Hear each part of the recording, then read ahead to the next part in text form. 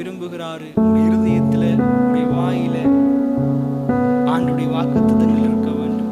அதை நீங்க விசுவாசிக்க வேண்டும். அதை நீங்க விசுவாசத்தோடு பேச வேண்டும் என்று ஆண்டவர் விரும்புகிறார்.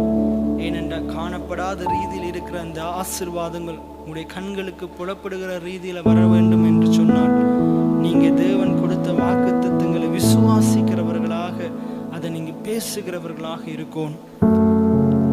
2 கொரிந்தியர் 4வது அதிகாரத்துல இவ்விதமா சொல்லுகிறது, 17வது வசனம்.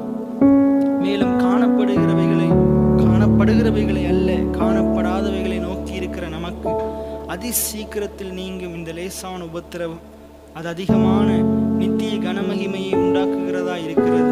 ஏனெனில் காணப்படுகிறவைகள் அநித்தியமானவைகள், காணப்படாதவைகளோ நித்தியமானவைகள்.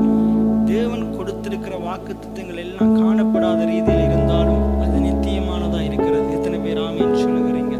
காணப்படுகிற ரீதியில இருக்கிற வாக்குத்தத்தத்துக்கு முரணான நம்முடைய வாழ்க்கையில் இருக்கிற பிரச்சனைகள், குறைவுகள், தேவைகள், எல்லா காரியமும் தேவனுடைய வார்த்தைக்கு புறம்பா இருக்கிற எல்லா விதமான குறைவுகளும் அது நித்தியமானவைகள் கிடையாது. ஆனால் தேவனுடைய வார்த்தையில, வாக்குத்தத்தத்துல சொல்லப்பட்டிருக்கிற காணப்படாத ரீதியில் இருக்கிற தேவன் நமக்காக ஆயத்தம் பண்ணின ஆசீர்வாதங்கள், நன்மைகள் அது நித்தியமானதா இருக்கிறது. அந்த நித்தியமான ஆசீர்வாதங்களை நானும் நீங்களும் பெற்றுக்கொள்ளணும், அனுபவிக்கணும் என்று தேவன் விரும்புகிறார்.